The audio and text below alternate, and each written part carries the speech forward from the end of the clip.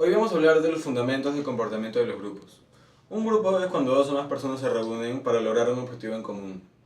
Dentro de los grupos se dividen dos, grupos formales y grupos informales. Los grupos formales están determinados por un organigrama en una empresa y los grupos informales son alianzas entre personas que tienen características en común y hacen que se reúnan.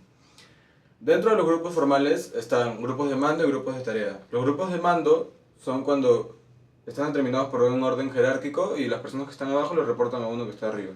Los grupos de tarea es cuando no existe un orden jerárquico y las personas se reúnen para lograr un objetivo en común dentro de una empresa. Los grupos informales se dividen en dos igual, grupos de interés y grupos amistosos. Los grupos de interés es cuando las personas tienen, valga la redundancia, un interés en común y se reúnen para lograr un objetivo. Y los grupos amistosos es cuando las personas tienen una o más características en común que hacen que se atraigan unos a otros. Ahora voy a hablar sobre las etapas de desarrollo de un grupo. La primera etapa es la etapa de formación, que se caracteriza por la incertidumbre de un grupo. Sobre el propósito, estructura y liderazgo. La siguiente etapa es la etapa de tormenta, que se caracteriza por el conflicto que surge entre los miembros del grupo. A la vez, los miembros del grupo ponen resistencia a los limitantes de la individualidad que surge. La tercera etapa es la etapa de normalización, donde se es caracterizada por las relaciones y cohesiones estrechas. La cuarta etapa es la etapa de desempeño, donde se caracteriza porque el grupo ya es funcional. Los miembros del grupo se entienden y ya pueden realizar una tarea. La última etapa es la etapa de determinación, donde los miembros del grupo se preocupan más por terminar una tarea asignada en lugar de rendimiento de esta. Ahora voy a hablar de los roles. Un rol es un comportamiento que se espera de cierta persona en determinada situación. Los roles tienen tres conceptos: identidad de rol, percepción de rol y conflicto de roles. La identidad de rol es cuando una persona reconoce cierto comportamiento que tiene que seguir en determinada situación. La percepción de rol es cuando las personas reconocen cierto comportamiento que tiene que tener una persona en determinada situación. Y el conflicto de roles es cuando un rol no está de acuerdo o relacionado con el comportamiento que tienes que seguir para estar de acuerdo. Las normas son estándares de comportamiento aceptados y compartidos por los miembros de un grupo y sirven para influir en su comportamiento y reducir los controles externos. Los más comunes son las normas de desempeño y los códigos de vestimenta. La conformidad es el ajuste propio que realiza una persona para ajustarse a las normas de un grupo.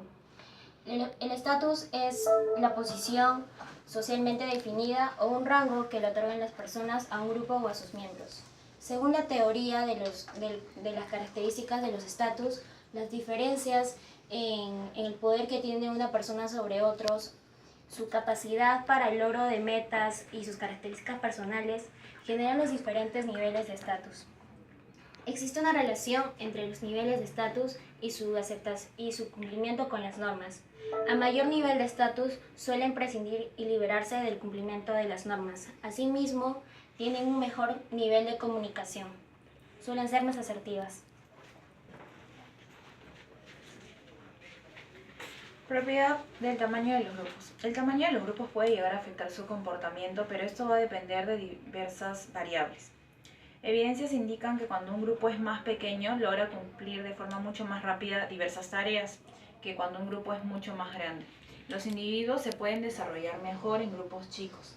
Sin embargo, cuando se presenta un inconveniente o al resolver un problema, los grupos grandes pueden llegar a una solución de forma mucho más rápida, ya que al haber mayor cantidad de integrantes, todos aportan diversas ideas. Propiedad de cohesión. La propiedad de cohesión hace referencia a lo mucho que se ven atraídos los integrantes de los grupos. La cohesión también mantiene una relación directa con las normas de desempeño que se establecen al empezar la conformación del grupo. Es decir, si hay mayor cantidad de normas y hay mayor cohesión, las tareas se pueden realizar de forma más eficaz. Bueno, yo voy a hablar sobre la toma de decisiones, entre las cuales existen fortalezas.